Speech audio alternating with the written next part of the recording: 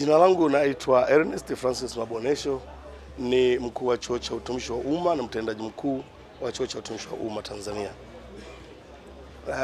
Chuo chetu ni chuo cha serikali na kiko chini ya ofisi ya Rais, management ya utumishi wa umma na utawala bora.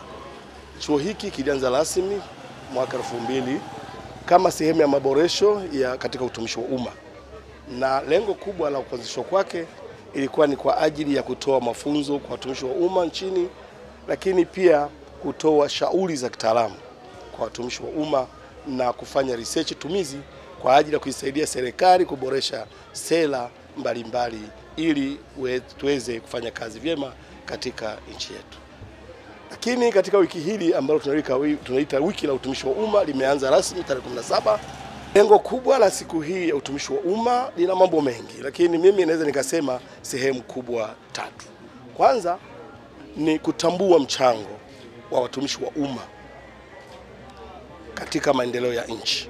Hilo la kwanza, kwamba watumishi wa umma wana mchango gani katika nchi, na kwa kuzingatia kwamba watumishi wa umma ndio nguzo kubwa au rasilimali kubwa nchini, ina mchango mkubwa sana katika maendeleo ya nchi, kwa sababu kila sekta inahitaji mtumishi wa umma.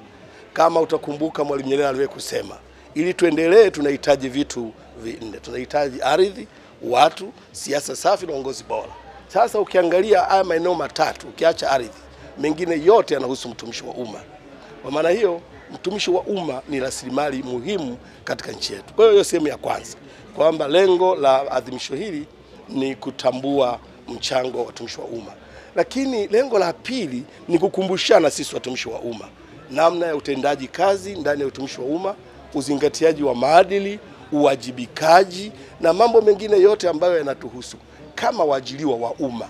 Kimsingi sisi watumishi wa umma ni waajiriwa wa wananchi, na kwa maana chochote tunachokifanya tunakifanya kwa lengo la kuboresha huduma zetu kwa wananchi.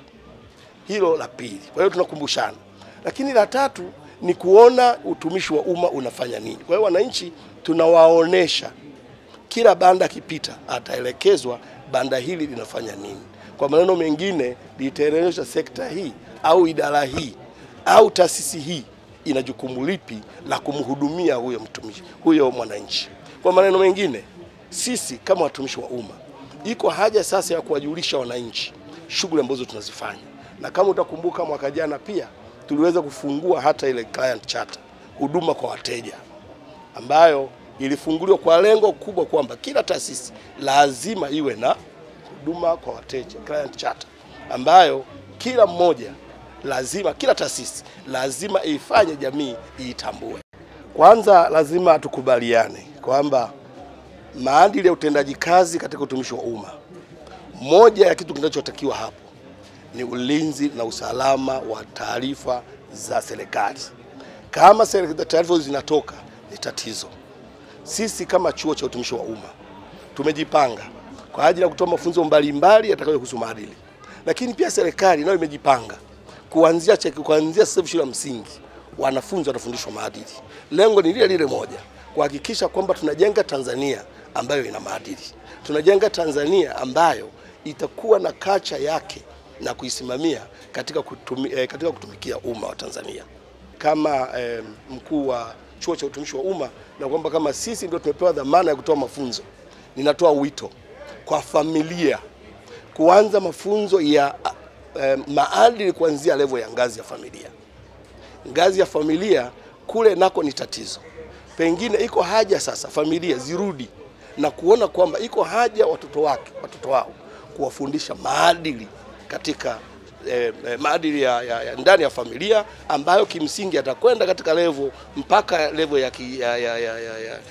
ya kijamii na wazunguka, na hata mpaka level ya taifa.